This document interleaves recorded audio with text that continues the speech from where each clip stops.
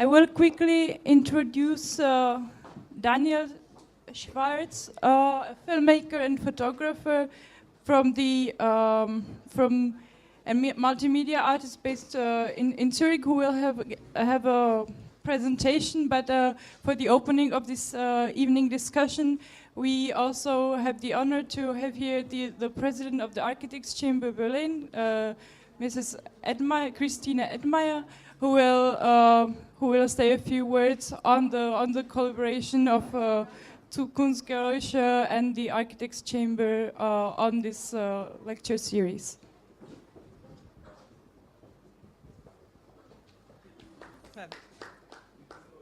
Hello, and I try in English. It's pleasant for me to have the possibility to greet you for this evening. In this, I would say it's a sort of intellectual marathon in the pre-Christmas time we have this year. And I would like to thank Robert Huber for this very interesting course of discussions.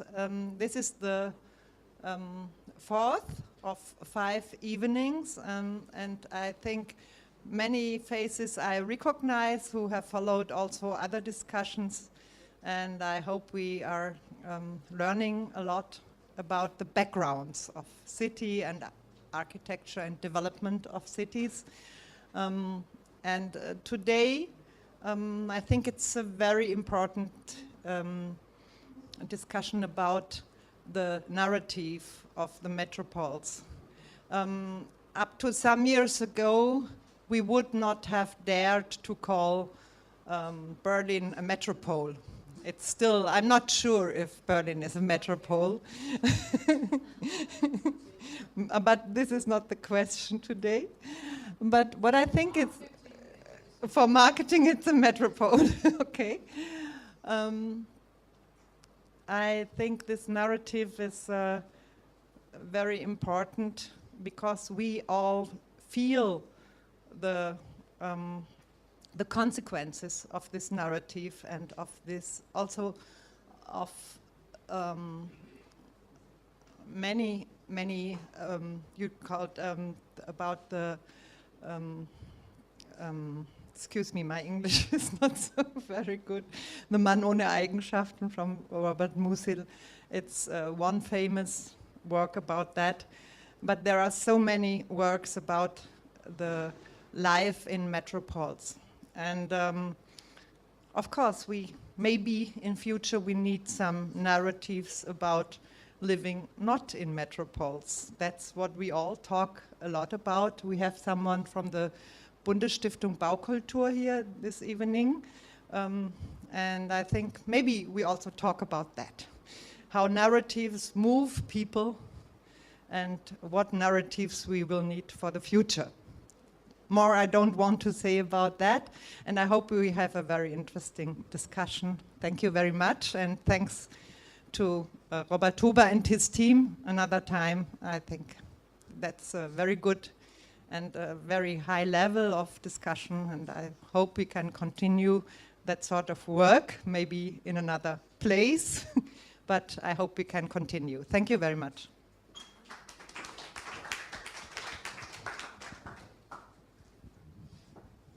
Thank you also for these kind words on the discussion series we've been organizing. Now we switch from 1920s and 30s, like European metropolis, to more global megacities. In Daniel's lecture or presentation, Daniel, as I said, is a filmmaker, photographer, was for the past 6 years member of the urban think tank. It's a collaborative architecture studio, now currently based at the ETH Zurich. Daniel also came from Zurich. He's running a production company, Gran Horizonte Media, and he's now pursuing more his free and independent projects. He studied in the US at the University of Pennsylvania and also at the Zürcher Hochschule der Künste. Yeah, and since Daniel is a filmmaker, we will get a more hands-on introduction of what a film means for architecture and what it means if a filmmaker cooperates very directly with an architecture studio, and what are the results. So Daniel. Thank you.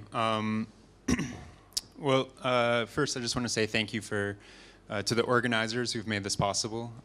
Robert, Helena, really appreciate the invitation. And also thank you for everyone being here this rainy evening all together.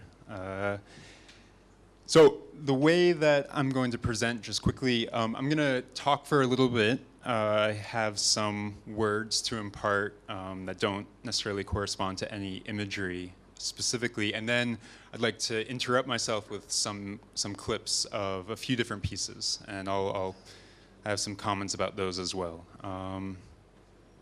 Okay, so I titled this lecture, this talk, Urban Narratives of Responsibility. And before I get into that, I just want to go ahead and give you a summary of what this is about.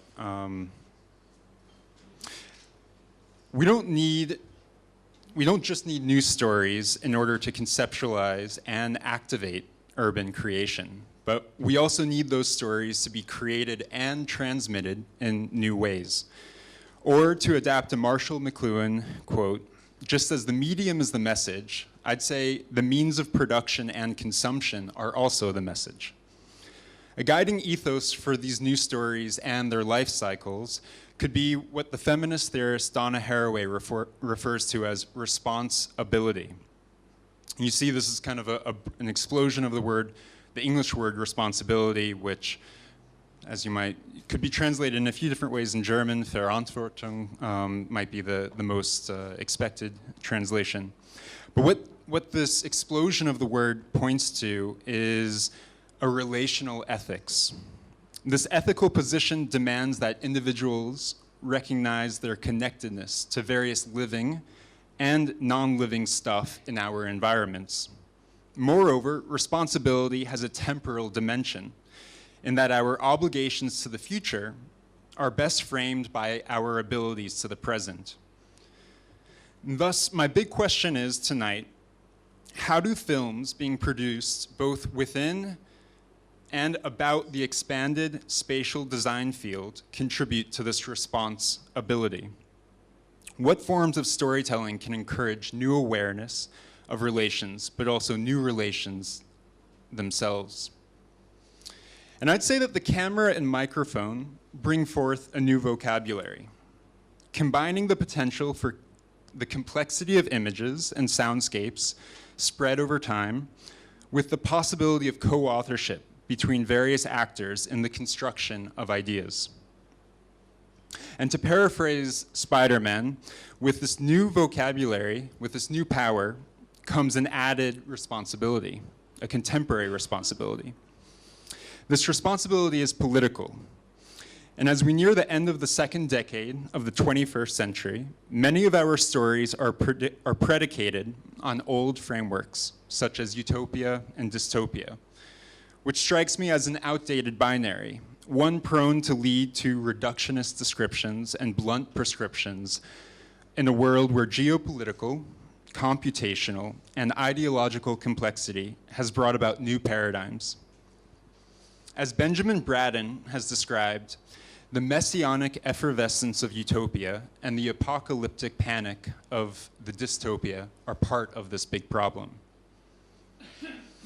And there are further parallels to be drawn with other realms in contemporary thinking in understanding how metropolitan narratives are typically imagined. Taking conceptions of globalization and cosmopolitanism as examples, it is typical to see imaginative discourses extending into the social scientific realm through grand-scale narratives. Yet all of these discourses run into the same problems, a categorical generalization of culture, inevitably leading to a neo-colonial mode of theorizing. And as with the generations of utopian and dystopian thinkers, they replace old binaries with new ones, shifting only the scale or the geography. And I think these descriptions, they don't state their positions, they don't state their authorship or their audience very clearly.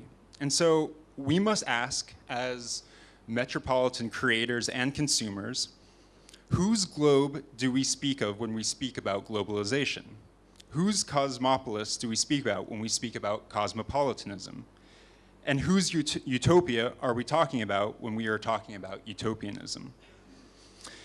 So I'm going to jump through a few projects I've made in the past 4 years tonight. And while I could talk at length about each of them, I hope that there's some value in just showing a few clips and comparing them and following a not perfectly linear series of ideas I have about the use of narratives within the realm of urbanism, architecture, and design. I'd like to first, we can go to the next slide. Thank you. The first project I'm going to talk about is, the first film I should say, is called Gran Horizonte, Around the Day in 80 Worlds. And this was a film installation and then later a theatrical film that I produced with Urban Think Tank. And as Helena mentioned in the beginning, Urban Think Tank is a interdisciplinary design and architecture collective. It started in Caracas, Venezuela about 20 years ago, founded by Alfredo Brillenborg and Hubert Klumpner. And they're now based at ETH Zurich, where they direct a chair of architecture and urban design. And Urban Think Tank was founded in Venezuela first as an NGO, a nonprofit organization. And it came from very specific historical contexts that I believe was slightly ahead of the curve. This is to say both Urban Think Tank, but also the zeitgeist that they were responding to was a little ahead of the curve in terms of where we are as a globalized society. I'm talking about Venezuela 20 years ago in the context of a populist political upheaval, increasing wealth inequality, a fragmentation of institutional power and polarization of social identities, and also a resurgence of nationalism, often with a xenophobic flavor. More generally, Urban Think Tank came from a recognition of societal complexity that had previously remained concealed in popular culture and society. What do I mean?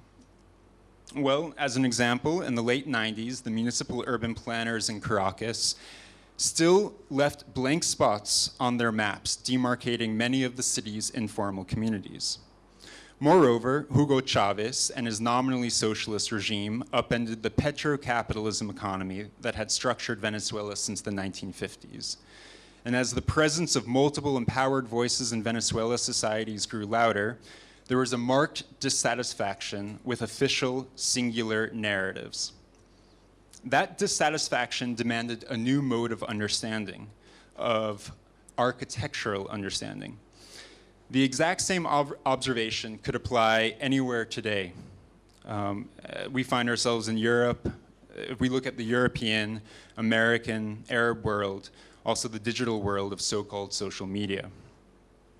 Our zeitgeist now is therefore defined by a desire for a hybridizing turn, and contemporary storytelling must reflect this. Therefore, Urban Think Tank turned to video and filmmaking as a dynamic, efficient medium in which to explore the city spatially, socially, and ideologically. By avoiding abstracted maps, architectural drawings, or even satellite images that often become iconography, the video essays were a combination of both documentary phenomenology and artistic construction. The essayistic tone in particular allowed Urban Think Tank to show these videos in many different contexts and to work with different collaborators in self-organized exhibitions, community gatherings, classrooms, and client meetings. And the nature of this approach to filmmaking pointed to a new storytelling methodology at the disposal of architects and designers. Videos became a fundamental part of UTT's work process and communication strategy. And working with these tools, the design collective morphed into a practicing architecture and planning firm, and they built various types of projects ranging from a small orphanage to a large-scale transportation infrastructure project and everything in between. Now, I'm not trained as an architect or a designer, but I see the role of architects and designers as that of communicative connectors or just communicators. Their role is not to draw structures in space, but to incite dialogue between multiple actors by imagining new realities, often through image-based storytelling. As such, the utility of video seems self-apparent. And I don't want to fetishize video or any specific medium, for that matter, but today architects have an arsenal of new and powerful tools, and yet the legacy of antiquated ideologies and practices weigh heavily upon their individual imaginations. One sees too many of the same tired architectural forms masquerading as content, decorating cities rather than transforming them for social benefit. It's not that I believe technological, aesthetic, or poetic aspects of architecture are unimportant or uninteresting, although they often are. It's rather an observation that political, economic, and social concerns are either deprioritized or ignored altogether.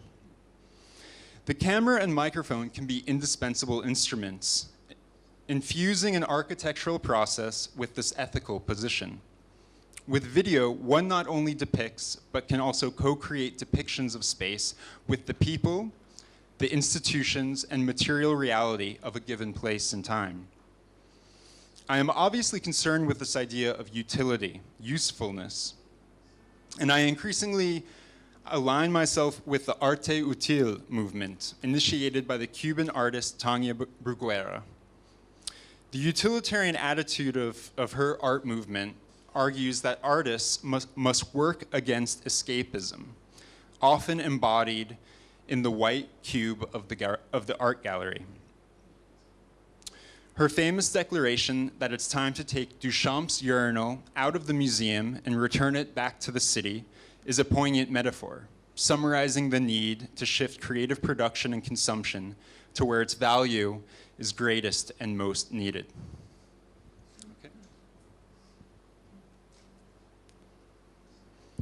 In 2012, we began working on Gran Horizonte, and these are some installation photos from its first installation at the Coal Mine Photography Gallery in Winterthur, who commissioned the piece. It was a 3-channel, 30-minute film composted, and I use that word specifically, composted of recycled clips from previous film shoots. It is a film that was made essentially from many different shoots in the editing room. And it stages a decentralized narrative structured around the span of one day. It has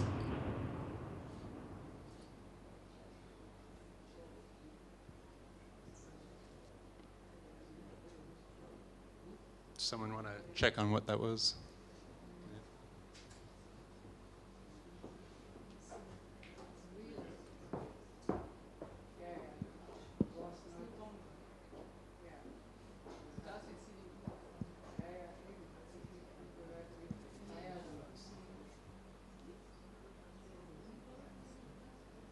Is there a carnival nearby? No. Shall we continue until we have more information? Okay.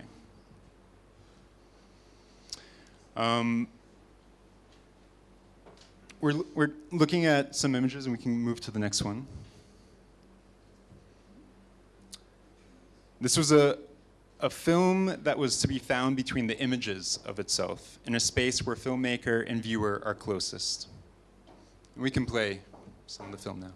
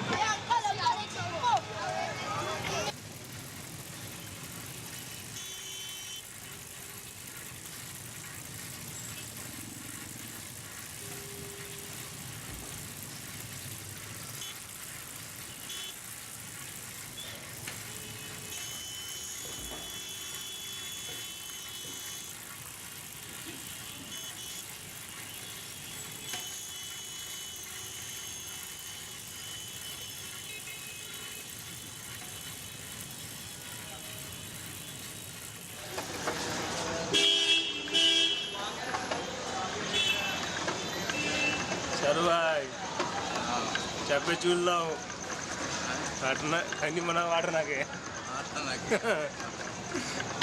एक रुपया का काम हो गया हटना खैनी मना तो हटना बाकी रहेगा जेब में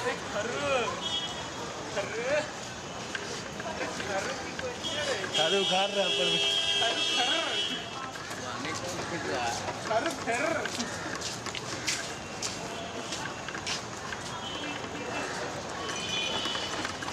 सुनो सुनो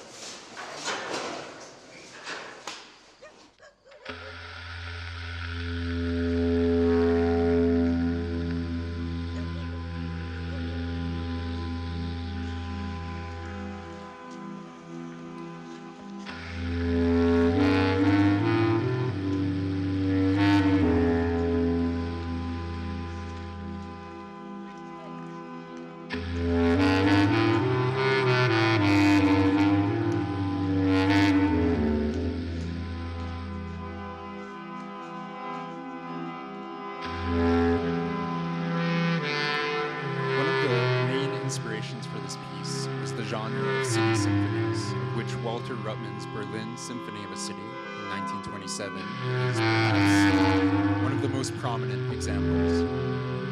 Like this piece, it depicts urban dwellers moving, living, and working in a bustling metropolis, carefully observing, a la cinema verite. But one can draw important lessons from this film, Gran Horizonte, and Walter Ruttman's Symphony of the City as a genre as a whole.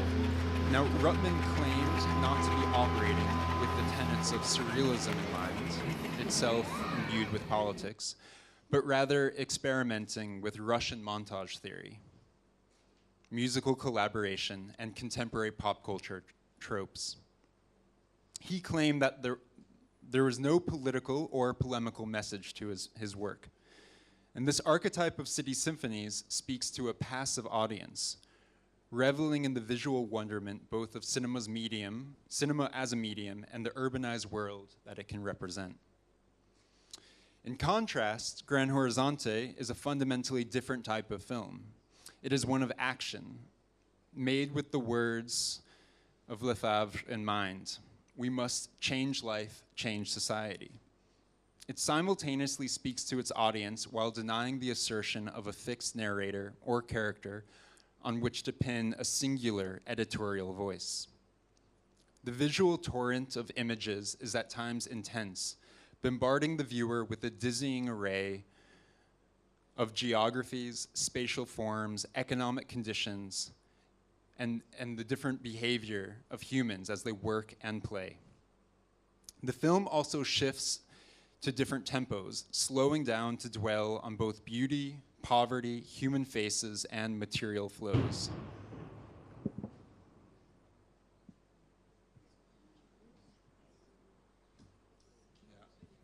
I'm checking on Twitter with the police. I don't see anything, so we just go on, and if I see something, I inform you. Now we have, yeah, okay.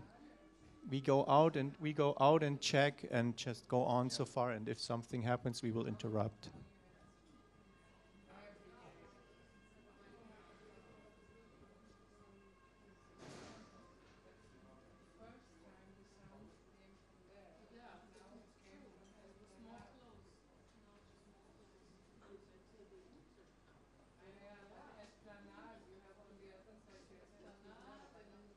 Is anyone? Are there any other Twitter accounts that you're looking at?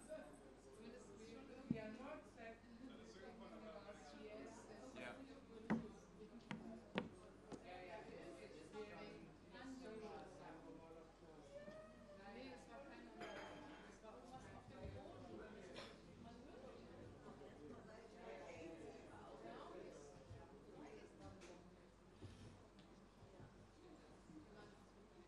Keep going. Okay. Please interrupt when anyone sees anything relevant.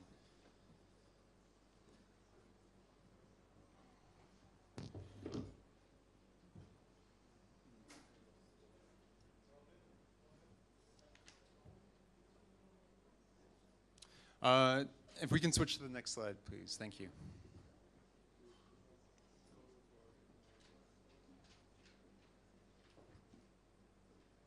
I'm going to jump ahead in the lecture a little bit, seeing as that we're playing with the schedule. And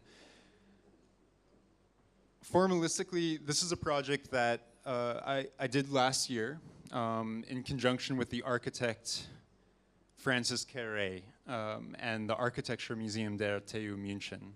I'm sure that many, if not most, of the people here know who Francis Carré is.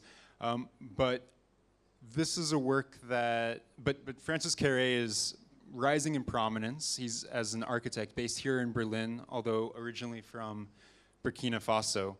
And he's often hailed as one of the more accomplished architects and designers working within the social and green architecture movement. We can watch this. Og das alles wird gebaut. Wir haben hier Projekte.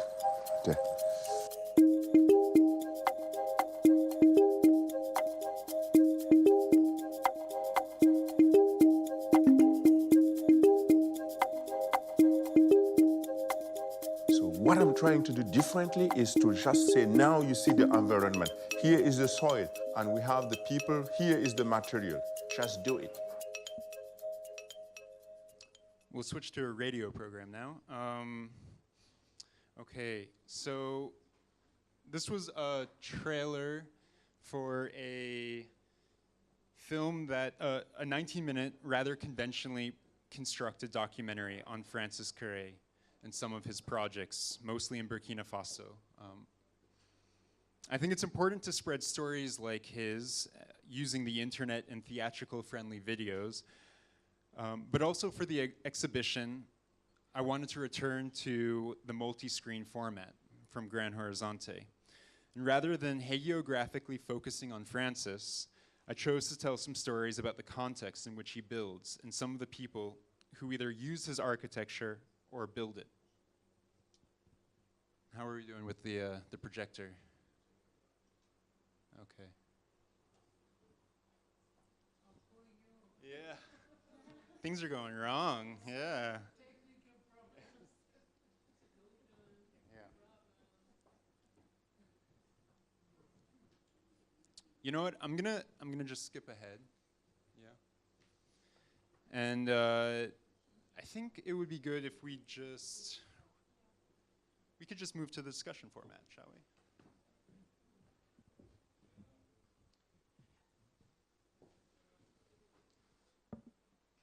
Yeah. What else were you planning? Well- So this we can make it more dialogue. Like Yeah, sure. You know what?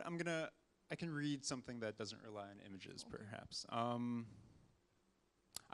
recently read an essay from the author Mackenzie Wark about the slow violence of developmentalism, in which nature is subjected to a colonial violence. And to be clear, I'm not talking about actual material colonial violence, like the enslavement of people, resource extraction, environmental pollution, and so on. Rather, I'm talking about the related violence embedded in how we as a society construct and tell stories about both the human and non-human territories we live within. Such violence is often that of erasure, making non-human elements of a narrative invisible, forgotten, or reduced into iconic simplicity. The same slow violence of developmentalism is at play in the stories that we hear about urbanism. Indeed, the great problematization of urbanism, in which we usually hear that the majority of humans live in cities and therefore we have to deal with this problem. But this is a violent narrative framing in which we are encouraged to forget the long-standing ties between the countryside and the metropolis, ties that still exist today. And we treat cities as monolithic things, something that you, Francesca, elaborated on very eloquently. Instead, cities are complex and porous places. The slow violence of urban developmentalism manifests itself in how architects and planners are educated, how jobs and disciplines are defined. As if mayors are the only political agents in a city, as if only engineers can deploy technology, as if slum dwellers can't design their own houses. Amitav Ghosh, in his recent book from last year called The Great Derangement, Climate Change and the Unthinkable, argues that as with the escalating disaster of climate, that as the escalating disaster of climate change unfolds, art and literature is generally hiding the nature of our times rather than revealing or confronting us with its actualities. More specifically, Ghosh aims his criticism at the escapist tendencies of the bourgeois literary novel, a form of art and culture that he himself makes. He describes the bourgeois novel as innately focused on individuals and their inner lives. This in and of itself is not a bad thing, I would argue, but such a human-centric focus often comes at the expense of forgetting the non-human or environmental elements. In other words, the modernist tendency to differentiate between culture and nature, often with nature's exclusion or subservience to the former. What happens in this type of storytelling is that the author and reader end up focusing on the drama of individual protagonists rather than the drama of environmental conditions or other life forms, or of material extraction processes and material flows. So in the bourgeois novel, the unpredictable and miraculous are the exclusive territory for individuals and their personal habits, feelings, and styles. Literature that focuses on non-individual protagonists, network narratives, or geological and climactic drama have been the exception, not the rule. So what's to be done as storytellers and story consumers in a distinctly urban or metropolitan world? I'd argue that we need to tell more stories about environmental unpredictability and social complexity. And we need to create and consume stories that offer new totalities, or phrased another way, stories that imagine new worlds. It's no surprise that some of the most intelligent and urgent storytelling about the Anthropocene is coming from science fiction and fantasy. We're in a bit of a, like, this is a, yeah, it's a show. This is a show, yeah. And cities are in formation. They're being created all the time. So this is a Baustelle, yeah. In science fiction, one regularly finds stories that grapple with the interconnectedness of the human and non-human, and that places spatial conditions, labor relations, and technology in the center of metropolitan narratives. That means that unlike the bourgeois novel, storytellers should look for multi-character, non-human character, environmental character, or even no character stories. Or stories that accept that the uncanny and unexpected can happen not just as an emotional dynamic or supernatural force, but as natural events or societal shifts. Hurricanes do happen. Earthquakes do happen. Populist revolutions do happen. Massive societal theft disguised as tax reform does happen. These make for good stories, and by telling stories with creativity, speculation, and a sense of responsibility, we may foster new ways of living in this human and non-human world a little less violently. So, thank you.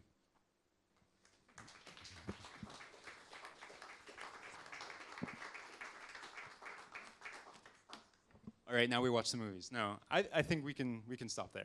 Or would you like to show this short sample of the film on Francis Gehry, so that we have a comparison of this city symphony compared to the documentary, or like an architect telling a story of his architecture? I would be. Yeah, you know, Peter, if you can press play on this. This is actually. There's a new movie, right? Or new film. Yeah, and actually, this is. I'm going to talk over this for a little bit. This is actually going back and more towards the same format as Grand Horizonte. But this was also made for the Francis Gehry exhibition last year in Munich. And these were 3 vignettes. This is the first one, which is showing the connection between Ouagadougou, the capital of Burkina Faso, with the countryside where Francis Gehry was born and where he does most of his work. And it came from a dialogue with Francis about showing the spatial contexts in which he works, but also the different forms that inspire him. So we can watch a bit of this.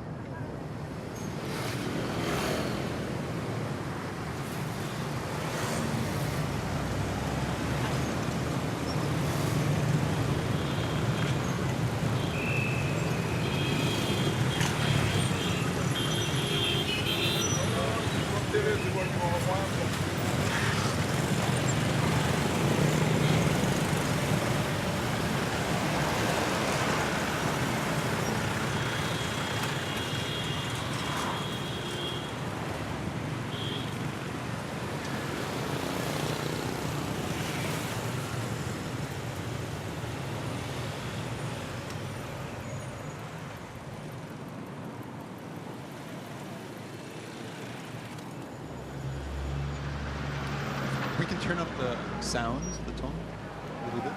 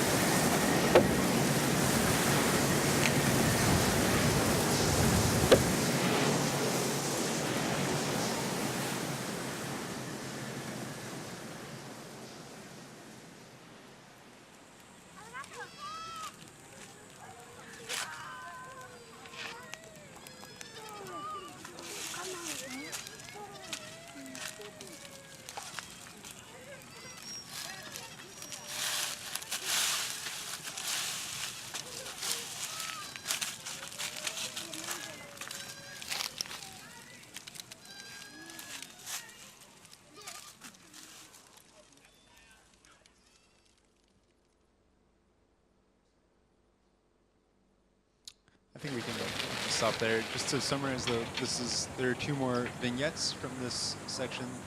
These are focusing on characters. Here's one of the school complexes in Francis Carré's home village of Gondo that he designed. Teacher housing here you see in his school buildings there. The first formal structures like these built in Gondo. And this tells a story of Petra Ilburu, one of the teachers at the school. And then there's a subsequent vignette showing the construction process of another orphanage that he's building currently in Kudu. But I think we can stop there and move on to discussion. So thank you very much.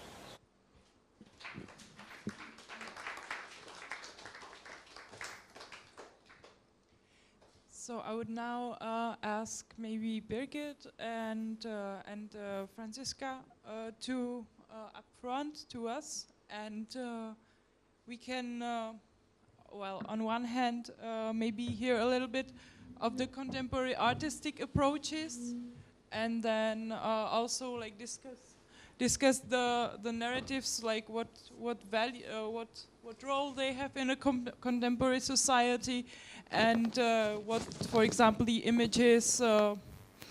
Like Franziska had a very critical view of city marketing and commercialization of the city image, and a very dark. You saw a little bit of a dark future for the city where the empty spaces for creativity are actually disappearing. So we can discuss a little bit more. So maybe Birgit.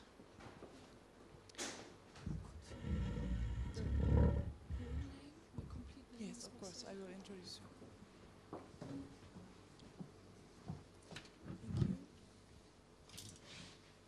No, that's fine. Leave it here.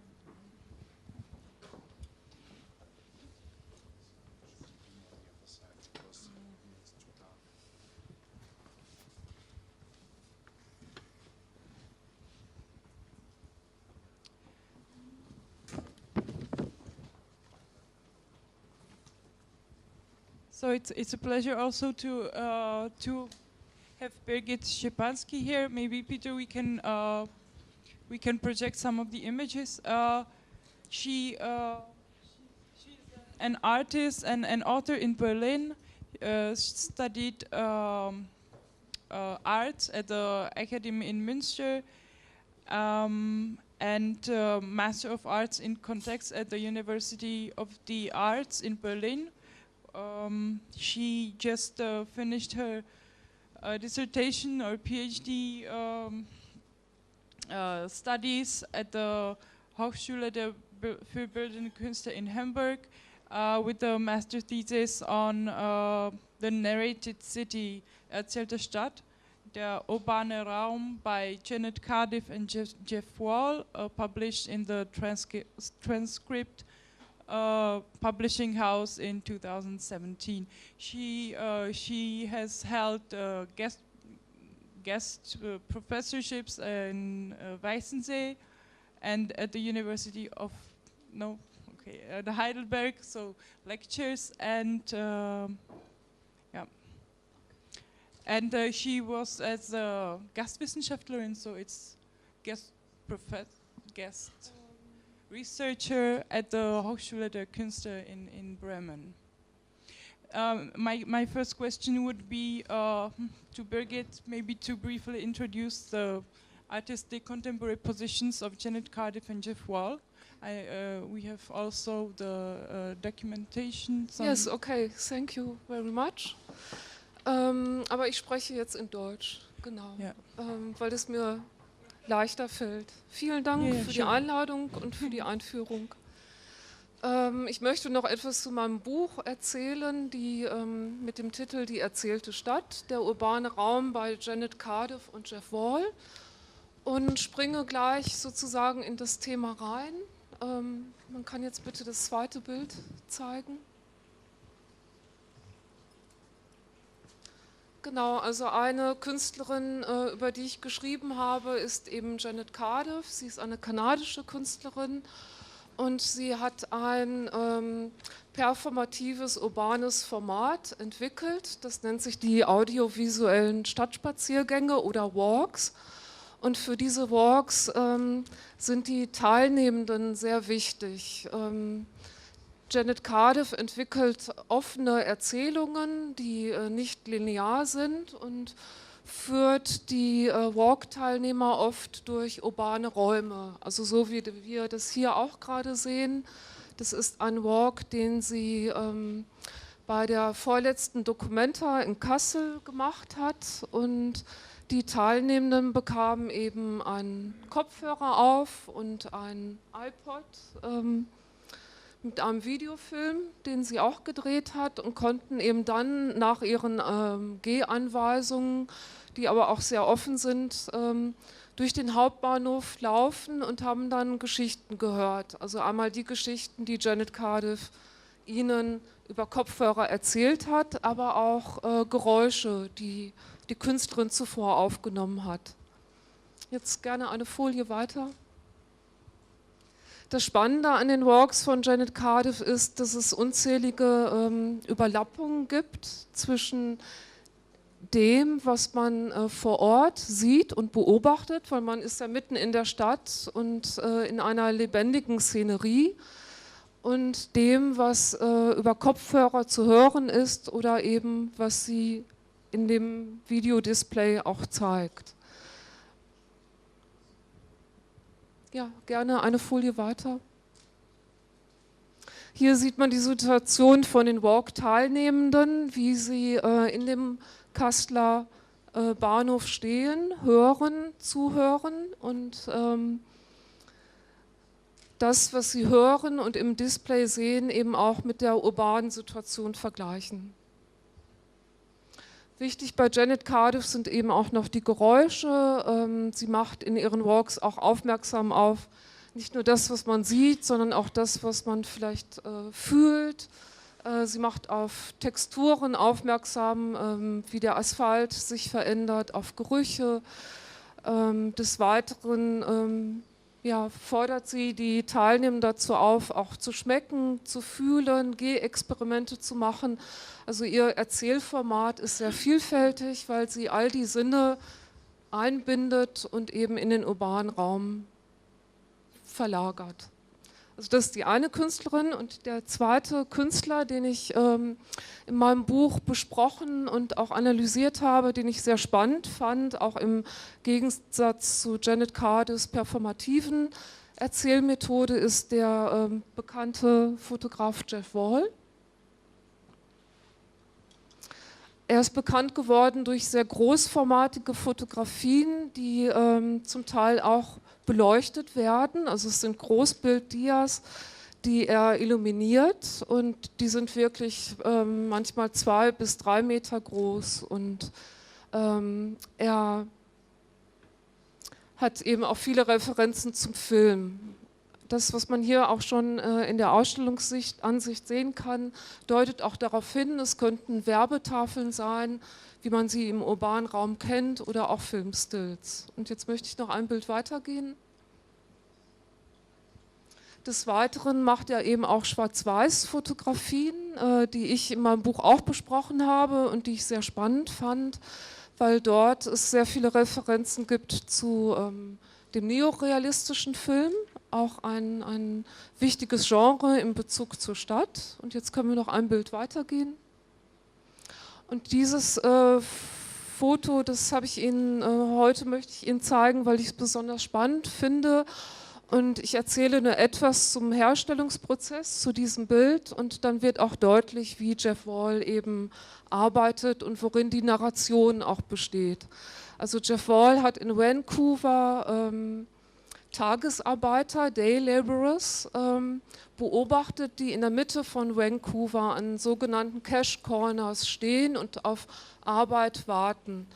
Er hat sie dann engagiert für mehrere Wochen und hat sie jedoch an einen anderen Ort gefahren, den er sich explizit für diese Fotografie ausgesucht hat. Also Jeff Wall macht das oftmals. Er geht durch die Städte, beobachtet, sieht Protagonisten, urbane Protagonisten und überlegt sich sehr lange, bevor er eine Fotografie herstellt und sucht sich einen Ort aus, bringt die Laienschauspieler oder seine urbanen Akteure dazu, sich an diesen anderen Ort zu stellen, so wie man es hier sieht.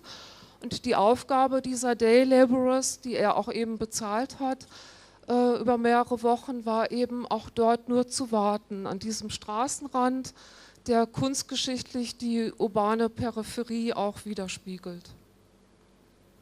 Ja, das so als Vorstellung von den Themen, mit denen ich mich beschäftigt habe. Und ich könnte jetzt noch sehr viel zur erzählten Stadt erzählen, aber ich bin auch gespannt auf die Fragen, die vielleicht jetzt auch zu meinem Thema kommen.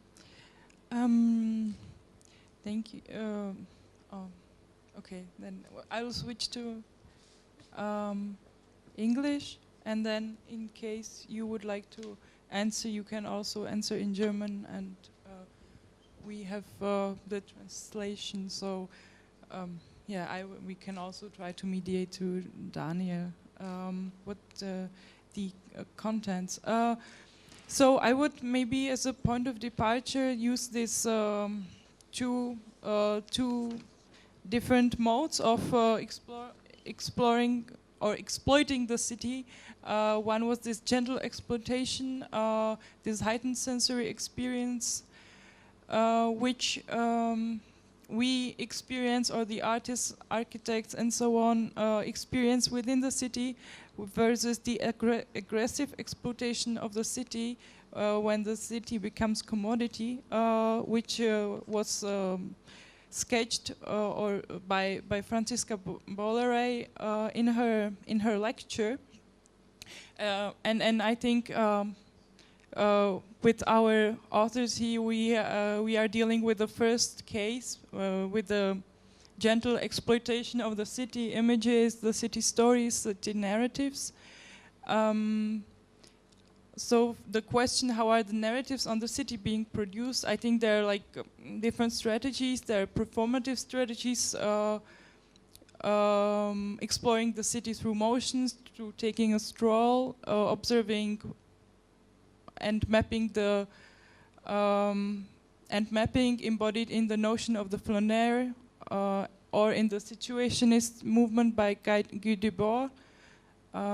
There is also the hustle and hurrying in the city, the montage, clashes, and collisions. Then we have the level of the visual city, or the city panorama, the icon, the characteristic image. For example, for Berlin, it was the large voids and ruins of West Berlin, and also obviously the city in film. And then we have the narrative and symbolic strategies, which deals with the construction of identities and symbolic representations. And these strategies are employed in history, politics, and culture. So for me, the question would be to you, who do you think should be the producers of the narratives, and how the producers can, for example, counter the top-down or capitalist narratives, and how we can achieve more dense symbolic city. So yeah, the first question is who should be the producers of these narratives? Ja, ich antworte wieder auch in Deutsch. Also ja, danke für die Frage.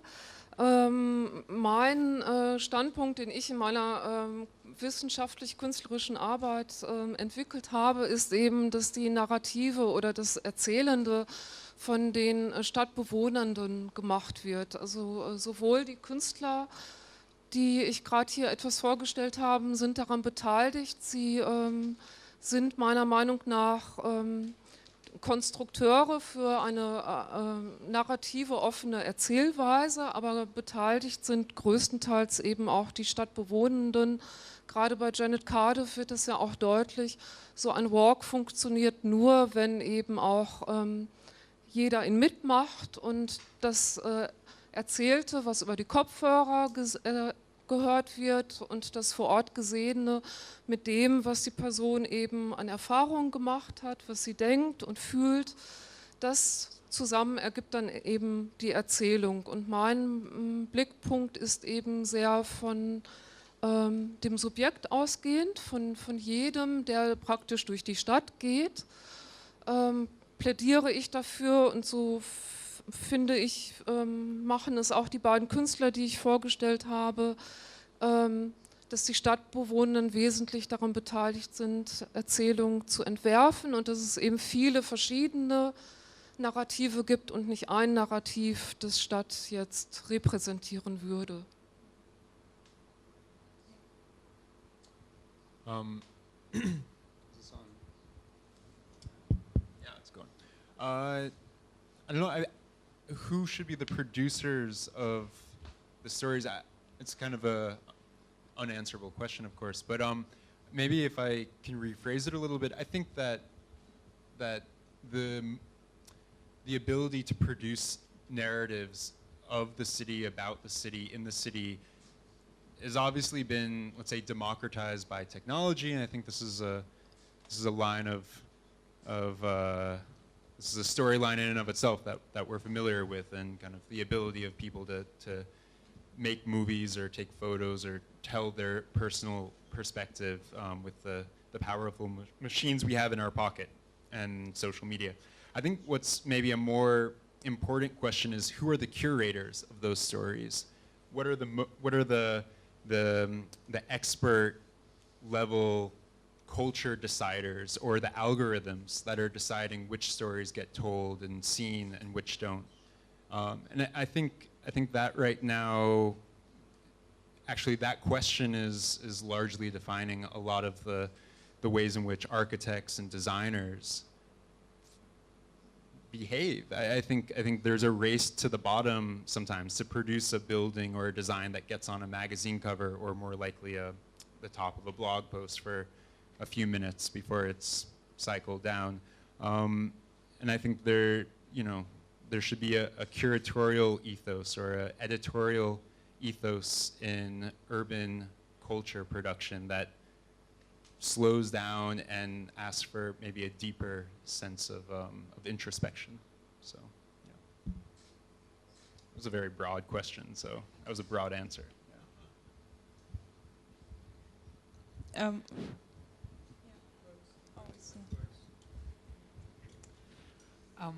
I liked very much you mentioning ethic. You have not been mentioning moral aspects, but you have been mentioning ethical aspects.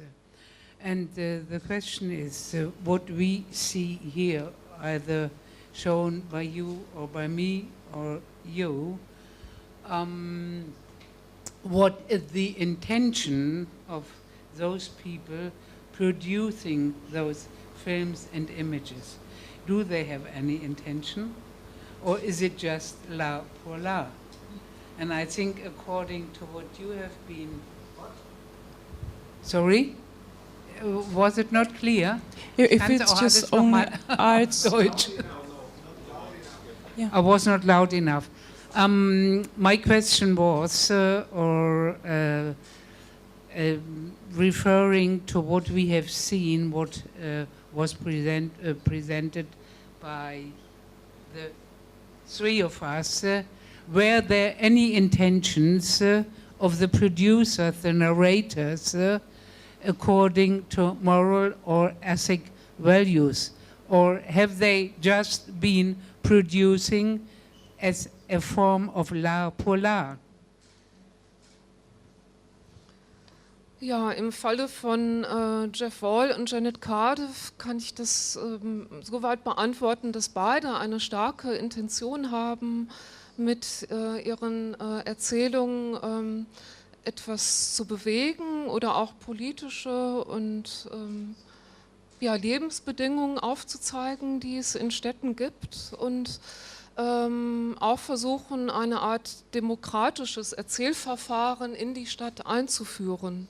Dadurch, dass ihre Erzählungen sehr, sehr offen sind und den Betrachterinnen und die Betrachter eben sehr mit einbeziehen. And the recipients they are heading for, whom do they reach? Wen Ja, erreichen jeden sie? Einzelnen, also jeden Einzelnen, der vor dem Bild steht oder jede einzelne Walk-Teilnehmerin oder sogar auch die, die in den Fotografien mitmachen, wie die Day Laborers oder eben auch jemand, der durch den Kasseler Bahnhof geht und sieht, ach, da gibt es einen Walk, also da gibt es Leute, die mit einem Walkman dort herumspazieren. Also ich denke, das ist eine gute Möglichkeit, aber ja. To change society, to conquer speculation in our metropolitan surroundings. Ja, im Sinne of von, course not. dass This is ironic. It's ironic. Ah, ja, okay. Aha. Ja, also im Sinne davon, dass jeder Einzelne oder jeder Einzelne ja auch wirklich im Alltag sich ja auch Geschichten erzählt oder die Stadt auch wahrnimmt und an diesem narrativen Wahrnehmungsprozess beteiligt ist. Also das wäre mein... Yeah, I think it's quite important what Birgit is saying here, because we see like different kinds of really top-down narratives being produced by politicians, by real estate firms, or by journalists. And then you have a different type of narratives produced by communities. And we were already speaking about this uneven distribution of narratives that are like cities, which are desirable city centers, which connect great number of narratives. And there is an overload of different meanings and symbols, etc. And then there is a periphery, which is lacking any narratives, any type of identification, and maybe this subjective approach of Birgit can give some identification or some some notion of the periphery and something that the people living in these difficult places can identify with. Ja, also ich würde zustimmen, es ist eine Politik im Kleinen. Also man muss es vielleicht auch mit einem gewissen Idealismus betrachten, wenn man an solche Kunstarten davon etwas gewinnen möchte, aber ich würde es so nennen, ja. Ich weiß nicht, wie Sie das sehen, ob Sie auch daran... Because you have this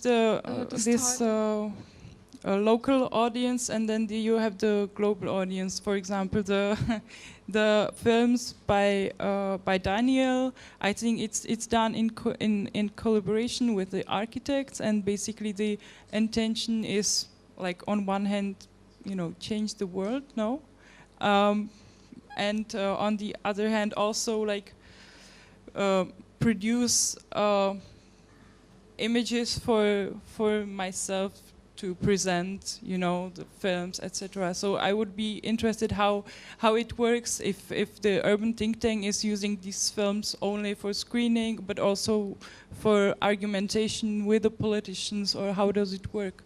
Yeah, I mean, I think images can serve multiple purposes at the same time. I don't think it's, the utility of a video or a photograph is not limited to let's say one purpose, or even let's say the author's intention. I think that's something we know about just cultural production in general, is that images are kind of, they've become a currency. Obviously, I mean, to go into the Guy Debord strain of thought, how late capitalism especially is, everything becomes aestheticized, and to produce images is also to produce financial value or get people's attention, which has a monetary value in and of itself. But I also, I think there's, to tell a story about a community that is underserved, that it has been marginalized economically or politically or socially, it can do as much harm as it can do good. And I don't think that's always just determined by the image itself. I think it's often about the venue in which those images are being distributed. It's something I mentioned at the beginning of my program, but my lectures, I just think, I think we need to think about where we're putting images as well. And as a image producer, I'm often, that's one of the first things I consider when making a project is this going to be living in an exhibition space? And who comes to that exhibition space? If it goes on the internet, what does that actually mean? Who will it likely reach? Not just kind of aiming abstractly to have audience. And I think there's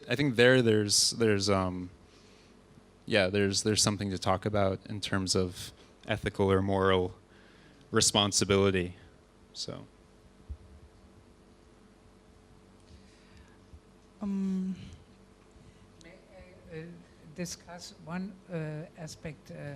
You have been mentioning Walter Ruttmann and the specific character of this film was that all the people you see didn't know that they were filmed. And this makes a gigantic difference to what you have been showing. Because people not knowing that they are filmed, that they have to perform, behave very, very different. Therefore, it was not quite clear why you have been referring to Ruttmann. Because it's really a different, it's 24 hours, rich people, poor people, but the people shown not knowing that they are filmed. And I think it's a very important aspect. Sorry, you're saying that in Berlin Symphony of a City that the people did not know they were being filmed? No. Camera was always hidden in a Litfaßsäule or behind some greenery. Nobody in this film knew that he was filmed. Not the children, not the people working, not the people arriving in Anhalter Bahnhof. So I think this was a quite interesting manner of filming. Excuse me. Ja, das ist vielleicht auch etwas, was sich sehr in den Städten verändert hat, weil heute viele Städte ja auch Überwachungskameras haben oder es gibt Leute, die mit ihren Handys filmen. Also das Gefühl, durch eine Stadt zu gehen, ohne das Gefühl zu haben, gar nicht medial aufzutauchen, das ist ja auch seltener geworden. Also insgesamt, jetzt nicht nur am Beispiel des Filmemachens, sondern auch als Gefühl einer Spaziergängerin an sich, finde ich. Just to come back to the question, I think that there's always that moral dilemma about making someone's image that comes up in, I think, just documentary practice in general, and it's something tied to ethnography as well as kind of the inherent abstraction, or to use a term I was using a lot, is violence, that, and like Susan Sontag, like the appropriation of a moment of reality into a two-dimensional image is inherently an act of simplification, an act of imposition of power, whoever's holding the camera and whoever's in front versus whoever's in front of it. I think that's, there's a long discussion to be had there, but in general, I mean, the performativity of the City Symphony, I don't know if it, first of all, I don't know about, I definitely trust your historical authority about the film. I didn't know that until now. But I still think there's a performativity to city symphonies, in that even if the camera was hidden and all or most of the people in front of the camera weren't aware of it. I think there's still, that film is showing people performing labor, people performing urban life, and it's consumed as such. And I think it raises similar questions. I link the two films just because formalistically I think there's a lot of similarities. They're, you know, dialogue-less films showing city life without single protagonists that stitch the entire work together. So it was an inspiration for us, but the differentiation that I was making was just that we really had some specific political or ethical positions that we were trying to infuse into the film without being too coercive about the whole thing. Yeah. Yeah, but there times ago you had books with the title "Camera as a Weapon." This with Ruttmann never could have been the case because he was not shooting films with people knowing that they are performing. It is a performance, of course, a performative film, no doubt about this. Ist vielleicht auch noch die Frage, was das ist, dieses Performen, ne? Also wenn Leute jetzt in dem Film zu sehen sind und sie führen eine alltägliche Handlung aus, ist es dann schon ein Schauspieler, ein Performen oder eben ihre alltägliche Handlung?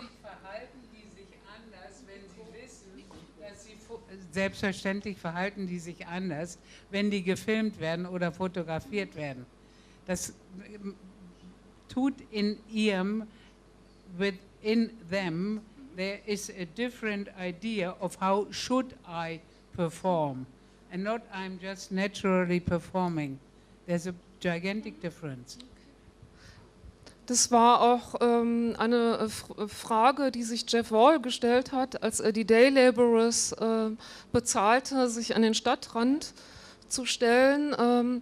Das Bild wurde auch sehr diskutiert, weil eben auf der einen Seite es Befürworter gab, die gesagt haben, gut, er macht dieses soziale Problem der Straße und der Stadt sichtbar. Und dann gab es aber auch viele, die ihm Jeff Wall vorgehalten haben, er würde diese Tagesarbeiter auch ausnutzen, sozusagen wie eine zweite Prostitution. Und sie würden ja nichts anderes tun, als nur dort zu stehen. Und eben dieses nur dort zu stehen, zu zeigen, dass das eigentlich ihre hauptsächliche Tätigkeit war, das ist in dieser Fotografie auch enthalten und eben auch diese Schwierigkeit, tun sie etwas oder tun sie nichts? Das wäre jetzt so meine Verbindung zwischen ihren Filmen und der Fotografie und der Stadt. But I think it's an explicit strategy of Jeff Wall, no? To work with the people and like put them in these different contexts. And what I understood is also like using iconic works of arts, and he's like setting them into different contexts and drawing attention to places like periphery and socially marginalized spaces, and then confronting these like iconic images with sort of completely different performance or contemporary performance. Ja, also genau, bei Jeff Wall geht es eben um diese Verbindung von kunsthistorischen Bildern, also Filmen und Geschichten und eben in dem Zusammenhang Probleme der Gegenwart auch aufzuzeigen und das an Orten sichtbar zu machen, die sozusagen kunsthistorisch auch schon dafür ausgesucht worden sind. Gerade die Stadtperipherie ist ja ein Ort, wo gerne soziale Probleme hin verlagert werden oder auch wo Menschen, die nicht genug Geld haben, um mitten in der Stadt zu wohnen, die werden ja auch sozusagen an den urbanen Rand gedrängt und das macht Jeff Wall eben durch dieses schöne Referenzsystem, das er anlegt, eben sichtbar und macht darauf aufmerksam. Aber es ist ja auch etwas, was wir auch aus dem Stadtalltag kennen. Das war in Ihrem Vortrag ja auch deutlich, dass es bestimmte Orte gibt, wo soziale Probleme auch gerne hinverlagert werden oder vielleicht auch in Ihrem Film wurde es ja auch deutlich. Also haben die Narrative dann doch auch Orte oder bringen die Orte die Narrative hervor? Das wäre vielleicht auch noch eine spannende Frage. I think it's the places who give the material for the narrators to produce their pieces of art. Yeah, maybe I would open up the discussion also to the public. Maybe, like for me, it's obviously interesting position of Franziska, with this aggressive exploitation which goes, you know, to the city political discussions. For example, we are experiencing in Berlin how like we saw the plea of Wim Wenders for the empty spaces or the voids in the city, and now for example, the current Städtebaupolitik is trying to reconstruct and build up all of these empty spaces that we could or the city could or should maybe save for creativity. Maybe Franziska, would you like to say a couple of words on that? Do you see it, these sort of narrative spaces, do you see it, these in Berlin endangered by the city politics or this narrative of the golden center of Berlin, maybe? Berlin was a specific, fascinating city because it was an island and culture and even industry were highly subsidized by the Federal Republic. So then we had the fall of the wall and very, very specific center parts were sold by the city of Berlin to create this Potsdamer Platz area. But still, there were a lot of those ruined places where houses before or during the war, houses were destroyed, and you had those empty spaces. And those empty spaces, those wastelands, have been a fascinating phenomenon and have characterized Berlin, but they are not there anymore due to, of course, the property speculation I've been mentioning at the end of my lecture. But at the end, I was talking about that it is not possible to put the historical town into a glass bowl. So there has been, there is a necessity of a very, very high sensibility what you are doing, whether you keep some of those spaces as reminders of the Second World War, for example, or what you decide is necessary for specific contents, and not just give those lands and this ground to speculators. That's my position.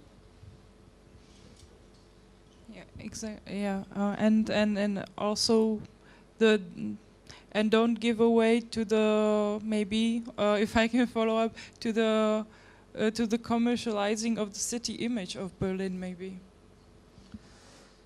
Ja, also ich finde, vielleicht können ja auch die Architekten sozusagen von den bildenden Künstlern und den Filmemachern auch lernen, indem sie einen gewissen Umgang mit Stadt ja auch noch hinzulernen können, nämlich für das offene Stehen lassen oder statt auch als einen unabgeschlossenen Prozess wahrnehmen und mehr in ihren architektonischen Entwürfen vielleicht auch mehr berücksichtigen, dass das Subjekt, also der einzelne Mensch, dann auch dafür Freiräume braucht. Yeah, but Vielleicht wäre das noch eine Möglichkeit. this depends on political decisions, and as you are not Not on changing. the architects. Yeah, but cities are interested to have a Zaha Hadid, a Eisenman, a Gehry to sell their cities with those not looking at the specific context architects, whether it is Herzog et de Meuron or whatever, those which I have been mentioning. Of course, there are some architects who contextualize their designs, but not many. But it vielleicht is sollten es mehr a werden. political decisions destroying or not destroying our cities. Ja, aber oder auch die Verantwortung, so wie Daniel Schwarz ja auch darauf aufmerksam gemacht hat, auf dieses Response Ability. Es ist ja auch eine Frage der Verantwortung dann von denen, die an der Stadt und an dem Generieren von Stadt beteiligt sind. Und das sind ja die verschiedenen Personen, also die Architekten, Künstler, Filmemacher, die Menschen, die darüber schreiben. Also ich denke, dann wären alle verantwortlich. Of course, every inhabitant is responsible for a city, but do they feel this responsibility? And what is the percentage of those? Of course, there are a lot of architects, very qualified architects, who really do good work, good design. But what are the chances of those architects compared with all the others which the cities want to have them in their circumferences? Ja, aber ich wäre da ganz optimistisch. Also wenn es mehr Filme gäbe, wenn die Daniel Schwarz auch macht, dann wäre da ja durchaus noch eine Chance, eine andere Sichtweise darauf zu gewinnen und das noch zu verbessern. Hopefully. Die Hoffnung stirbt zuletzt.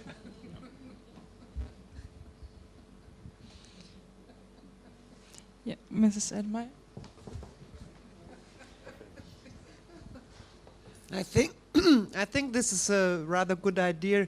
We all know the prefabricated buildings in East Berlin, where we had hundreds of balconies with the same structure, and the people who lived there, everybody made his balcony an individual decoration or color.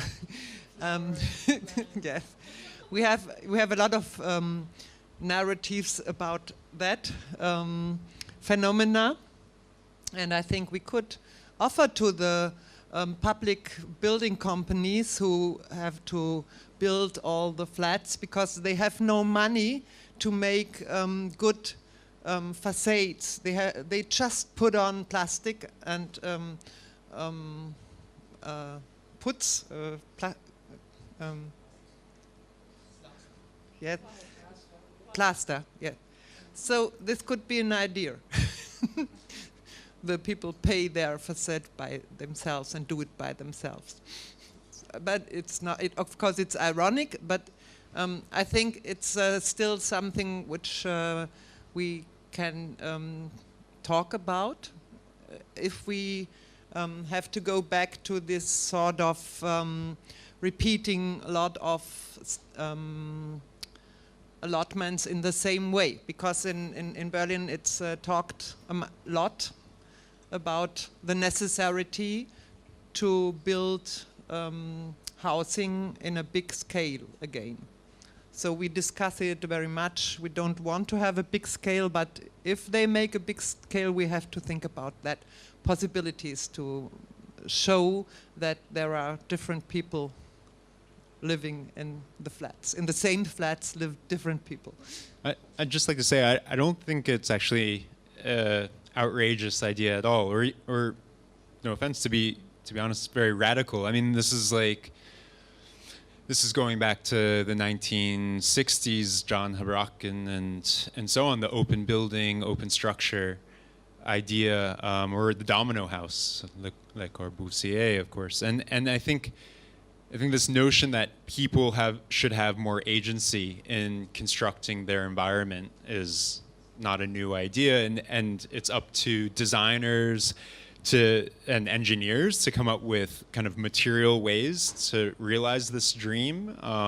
It's also up to policymakers to make the legal framework, the economic structures that allow for this. I think actually it's that last part that's, you know, what European or American society especially has largely forgotten in the last few generations. I don't think there's a lack. I mean, we're in a structure right now that with relatively little training, you know, architecture students built or can build things similar to this. And if architecture students can do it, then anyone can, right? So I think it's about a political decision about how do we want to build the spaces that we live in, and who should have the control over them. And then it's a negotiation. I don't think there's a one-size-fits-all solution. Yep. Who's the curator? Right. But I don't like the word control. You mentioned, also es geht nicht um Kontrolle, sondern es geht ja vielmehr dann um Mitbestimmung und Wertschätzung von jedem Einzelnen, der irgendwo wohnt. Also ich bin nicht der Meinung, es sollte irgendeine Kontrolle geben, die das bestimmt, wie man Gebäude baut oder den Balkon gestaltet. Yeah. Well, I think control, we can even break out of kind of the timing that's usually built into the notion of house and home. I mean, there can also be new arrangements for how apartments are lived in over time.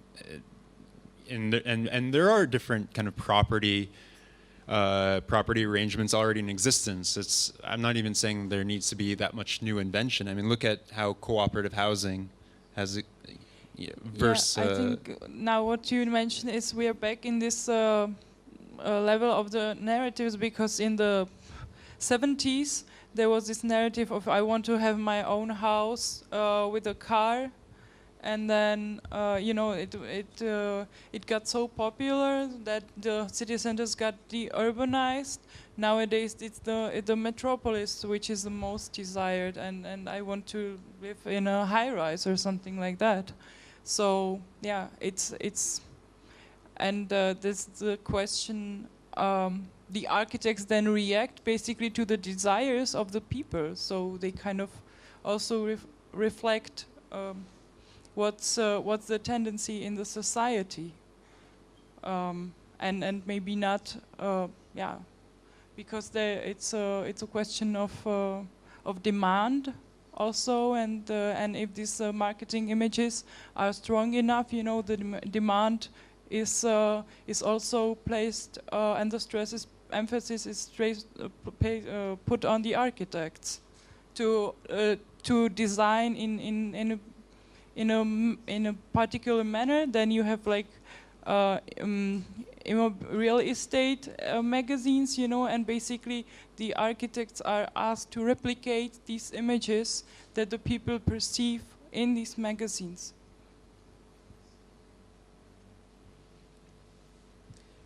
Maybe one other question. What I wonder, like talking about ruling narratives, or like talking about like demands and so on, like I think narratives like are successful when they're kind of productive, and if we see like real estate industry, and if we see on the other hand like tourism industry, of course we know why these narratives work. But looking at the tourism industry, we learn now that like just like advertising hotel sites and so on doesn't work so well anymore. So like they really do like kind of content marketing, like Airbnb or something. It's all good examples. They like develop like stories which should sound authentic and so on. But like on the other hand, like looking at the real estate industry, when I just look around here, I don't need to walk very far, and I see all these advertisements. Like, and I think I wonder when I look at this why they succeed with such a monothematical narrative. It's mostly like the A location, like the loft, like the luxury. I mean, as we all know, this is, and maybe Keats, but always like the tendency is always to something high class. Of course, it's like Keats, but high class. It's like living on top of something, you know. It's like basically always going in that direction. And I really wonder how they could sustain those narratives in a world where we like all have smartphones and like all producing different narratives. And I don't see any kind of opposition to that. So I just want to ask you, how do you think, like, you know, analyzing these narratives of metropolis and of cities, of urban development, how do you think that they manage to succeed with this very, very simple narratives? And do you think this is just a matter of time that this kind of narratives get demasked, or will they switch to some new kind of narrative to like go on a kind of viral marketing? Because I think it's really funny, we're talking about viral marketing and all of that, and they just succeed with this very, very shallow and hollow kind of standardized narratives.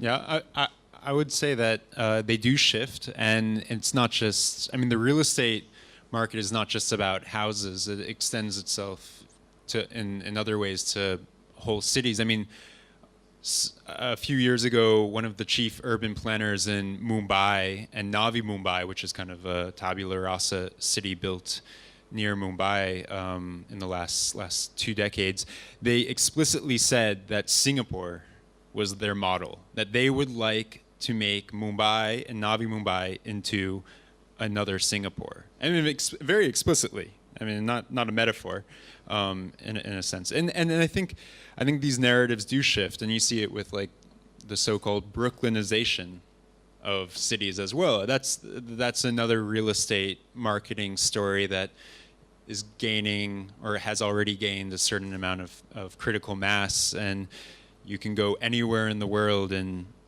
find a bare brick interior with cool coffee shop nearby, and that's what's advertised as why millennials should move there. So I do think these narratives change, and indeed it's kind of we can track that history from the nuclear family, post World War II Americanization suburb model to the things you see today, and I think they're contextual as well. There's a certain maybe homogeny that you're pointing out rightfully, in that there are certain types of images that we see in lots of different places. But I think they're customized. The stories are customized to each city. Yeah. But maybe just one more question, but especially I don't know. for Berlin, which actually, like you mentioned, has had a totally different narrative once, you know? And now I think it's so funny that these narratives work here. No. Ich würde dem widersprechen und sagen, dieses Narrativ, was Sie geschildert haben, geht auch gar nicht auf, weil es in Diskrepanz zu dem Lebensalltag von vielen Menschen steht und eher die Diskrepanz wahrgenommen wird als das Versprechen von noch einem schöneren, konsumreichen Leben.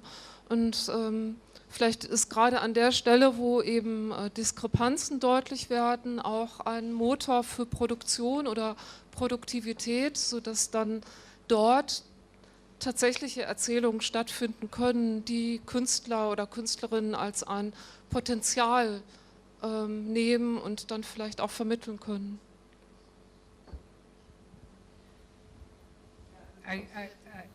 Ich fände es schön, wenn Sie nochmal, if you say which narrative we need. We can criticize narratives, but then I want to hear which narrative you would suggest. I think again we are misusing the expression narrative. What you were talking about were sales strategy, sales promotion. It is no narrative. It's mere sales promotion as you have it for fashion. Why do people not buy a dress which is not a Armani dress if they have the money? It's exactly the same. They are longing for brands.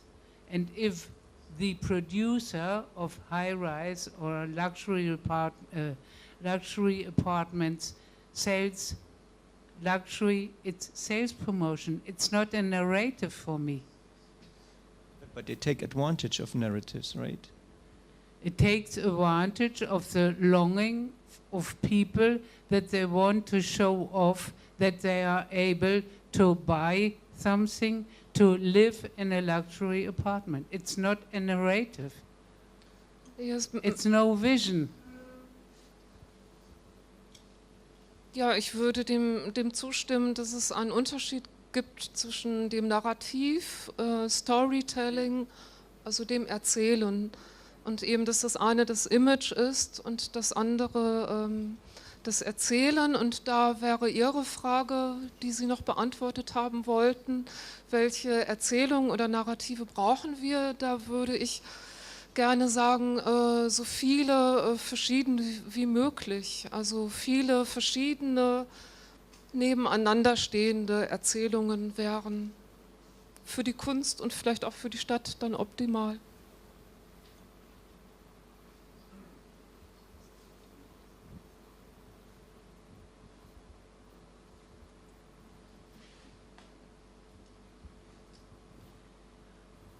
I do think that we need to have really emancipated inhabitants of metropolitan cities, people who are really able to make a choice and not just follow a brand. We need to start in the schools to try to really start with young people, Lehrlingen in Dutch. Apprentices. Pupils. With pupils to try to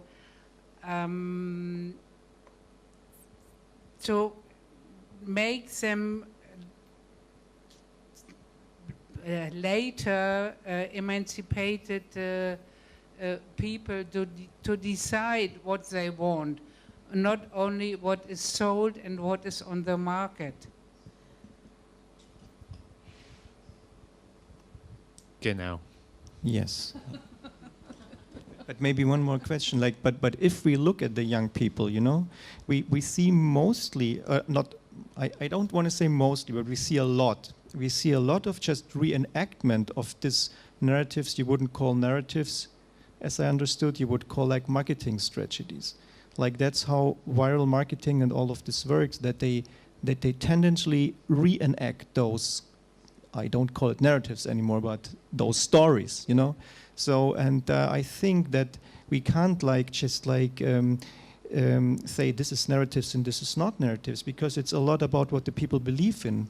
And even if this is just like marketing strategies, and we would say no, that's not a narrative in the sense of narrative as I would define it, that people believe in those narratives, and that's actually I think what we're talking about when we try to understand why cities still attractive upon of those kind of stories, right? But now we are talking about adult people again. What I was heading for was, if you start to go to school... Yeah, especially the young ones, like the fresh ones, right? For example, you have the possibility, everybody has a chance to react on a certain plan in wherever for a small quarter or a street. But people are not able to read plans.